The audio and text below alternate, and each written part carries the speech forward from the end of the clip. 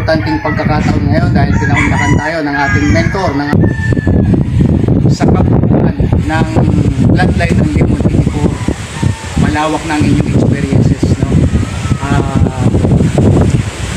Ano pa yung mga bumubuo na linyada sa Lemon 84? Bakit sobra ang galing niya? Kaya kung tawagin ito ay Super Typhoon 9. Actually, hindi naman galing sa akin. Hindi po galing sa akin. So, dumating sa akin, ganyan na lang. Pinipresent ko na lang.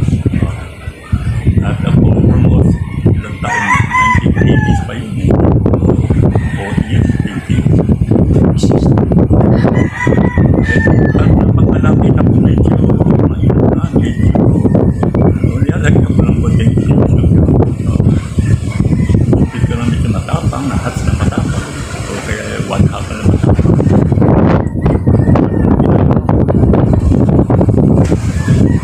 So kaya hanggang ngayon, ang strain ng Lemon 84 ay walang pagkaluma pa rin dahil nahawakan siya ng marunong mag-infuse, no? Kasi ang infusion na narinig natin kay Sir Peter Rod, napaka-importante nito, lalo na pagka ang linyada mo ay nanghihina na. So ano ang gagawin mo para bumalik yung kanyang vigor, yung kanyang smartness, no?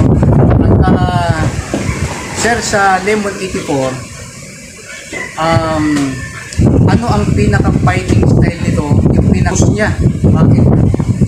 Doon sa mga nakikita, ay ito, bumi-vertical sila, nag-retreat, umaatras, iwan ang palo. So ano yung Medyo defensive. Hindi siya matulog natin. Pero nung araw, ako na tingin ko, pag hindi konting utang, konting ingat, na natatakalat ang bayan. May konting ingat, mas okay. Saka natatakot din ako sa mga pinapagagalat ang bloodline ko, hindi lang isa, pati ibang hotel. Alam ko, sooner or later, yung mga sa Amerika, lahat na matanda ang mga bayan. Kaya minsan sinabi ko sa isang TV show ba yun? Ang mga breeder ngayon, kasi access sa internet, television, radio, telephone, cellphone, malaking advantage. Ang disadvantage lang, yung mga breeder na magagaling, yung mga matatanda na matanda, mostly, halos 100% matay na eh. Minatira ilan-ilan. Yung magagaling mo, halos wala na. Kaya, ang ginawa ko, Lemon 84, kaysa mawala, pinipresent ko lahat na nahawakan ko. Alam mo, nung ako'y nag-breed nung bata pa ako, way back 19 siguro, mga 45, 46, bata pa ako. Hindi wala kami radyo eh. Walang telepon. Tingin sa manok, yun ang laruan mo. Yung alam. Kaya, swerte yung mga tao ngayon eh, yung telepon niya, very galing eh. Internet, lahat eh. Oo. Yun lang, yun ang problema lang. Yung mga magagaling mo doon, minsan wala tayong makuha. Yun ang ating disadvantage ko. So ayan mga ka-breeders, no? Swerte tayo kasi merong living legend pa ngayon na nakakaalam ng mga history. Kasi wala na tayong matanungan eh. Yung ibang mga breeders na pwede natin tanungan, wala na, no? Kaya talagang sinasadya ko si mentor Peter Uy na pasyalan dito kasi dito tayo makakakuha ng tama na mga impormasyon na hindi tayo maliligaw. Sir, ang Lemon 84,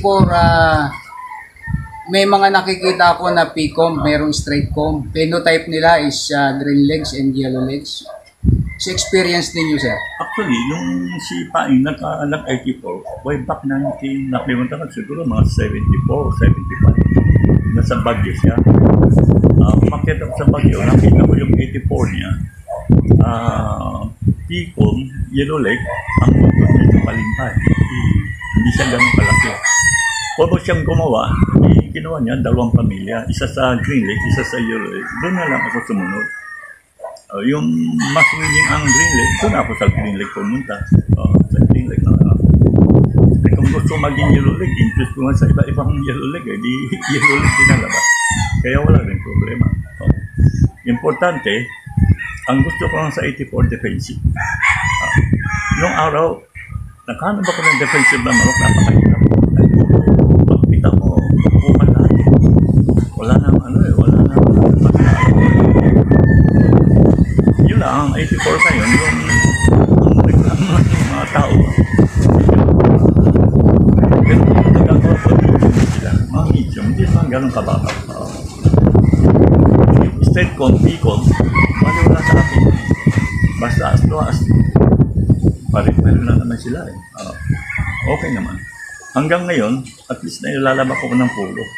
At may tapang pa rin. Ang problema sa manok eh, 90%, no? 90% ng manok, tatakbo yan eh.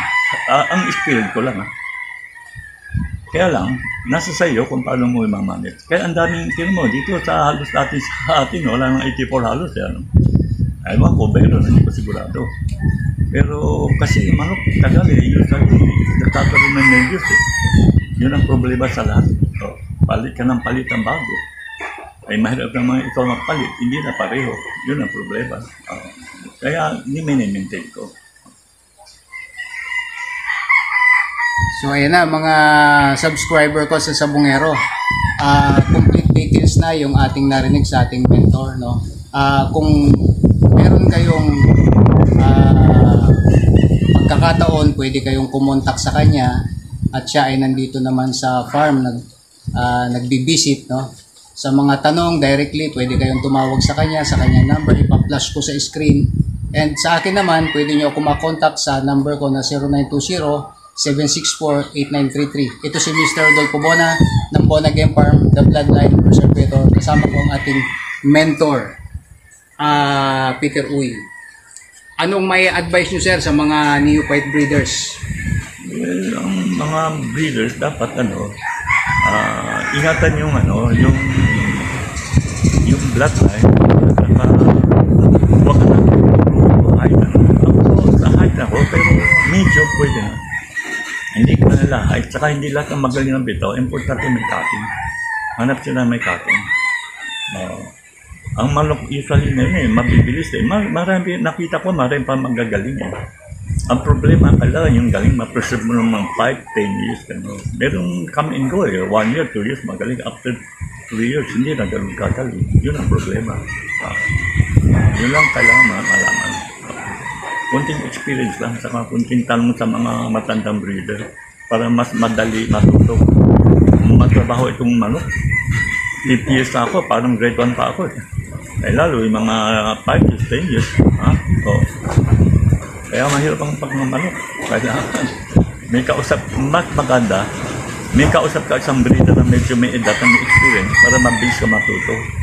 Kung ikaw ay katulad ko, testing ng testing, 50 years, yan mahirap. Diba yung kunting higa-higa sa mga kamagay, mas mabilis matuto. Yun ang payo ko.